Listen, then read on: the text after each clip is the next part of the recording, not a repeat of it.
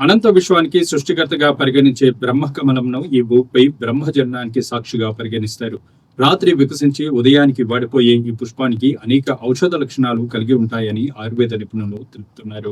చూసేందుకు ఎంతో అందంగా పౌర్ణమి చంద్రుడిలా కనిపించే బ్రహ్మకమలం వికసించిన సమయంలో చూస్తుంటే ఎవరి మనసులో అయినా తెలియని ఆధ్యాత్మిక భావన కలుగుతుంది. స్వచ్ఛతకు ప్రతీకగా భావించే ఈ పుష్పాలు గతంలో హిమాలయాల వద్ద మాత్రమే కనిపించేవి.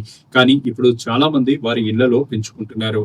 అందులో భాగంగానే మెదక్ మండలం మాచవరం గ్రామంలో పావని అనే మహిళ ఇంట్లో ఈ పుష్పం వికసించింది. దాంతో ఈ పుష్పాన్ని చూడడానికి స్థానికులు తరలివచ్చారు. బ్రహ్మకమలాన్ని చూసి హారతి ఇచ్చి మురిసిపోయారు. ఈ పుష్పం మీద బ్రహ్మదేవుడు ఆసీనులై ఉంటారని అనేది వారి నమ్మకం. కాగా ఈ బ్రహ్మకమలం సంవత్సరంలో ఒకసారి మాత్రమే వికసిస్తుంది. అది రాత్రి వేళ మాత్రమే వికసించి ఆనంద ఆశ్చర్యాలను కలిగిస్తుంది.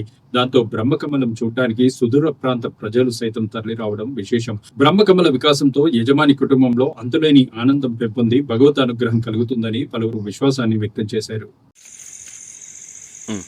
తిప్పు.